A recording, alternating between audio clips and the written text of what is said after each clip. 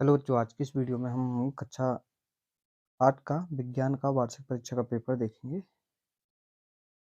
इसमें जो पहला क्वेश्चन हमारा, निम्नलिखित में से किस कार्य से मिट्टी को पोषक तत्व प्राप्त नहीं होते हैं? तो बताना है, फसल चक्रण से खेत को कुछ समय बिना कुछ उगाए छोड़ देना, कटाई करना, जैविक खाद उपयोग।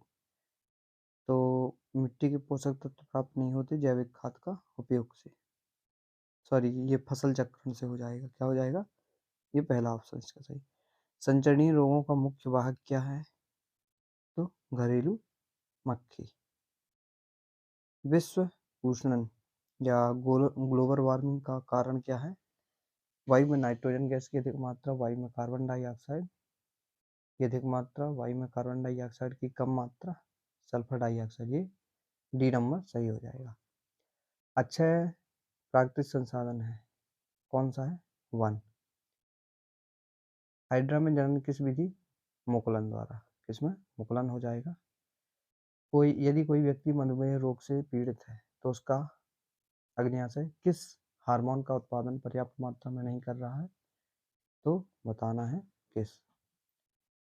जब हम कोई नल खोलते हैं तो पानी धरती की ओर बहने लगता है। कौन सा बल पानी को धरती की ओर खींचता है? तो इसका ऑप्शन गुरुत्वाकर्षण बल हो जाएगा। अगला क्वेश्चन देखते हैं। एक आवेशित वस्तु द्वारा किसी दूसरी आवेशित अथवा अनावेशित वस्तु को लगाया गया बल चुंबकीय बल कहलाता है। क्या कहलाता है? इसका चुंबकीय बल हो जाएगा। हमारा ये ऑप्शन हो जाएगा। निम्नलिखित में से किसके कारण सुनामी नहीं आती है? तो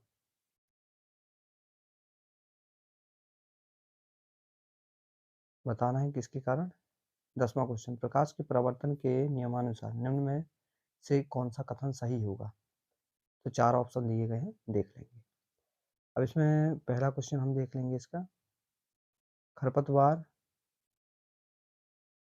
क्या है? हम उनका नियंत्रण कैसे कर सकते हैं? वैक्सीन या टीका हमारे शरीर में किस प्रकार कार्य करता है? और 13वां क्वेश्चन देख लेंगे। 14वां है, हमें जैविक विविधता का संरक्षण क्यों करना चाहिए?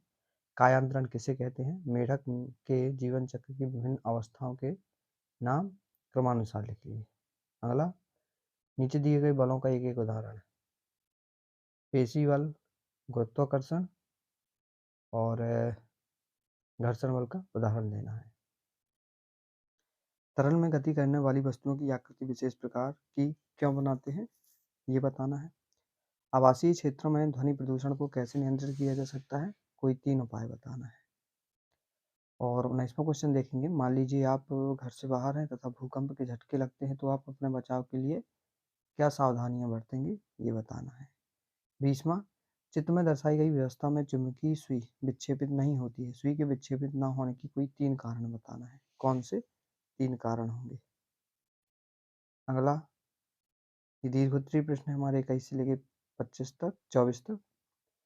पहला है, मोमबत्ती की ज्वाला के विभिन्न क्षेत्रों को दर्शाया हुआ चित्र बनाना है यहाँ पे।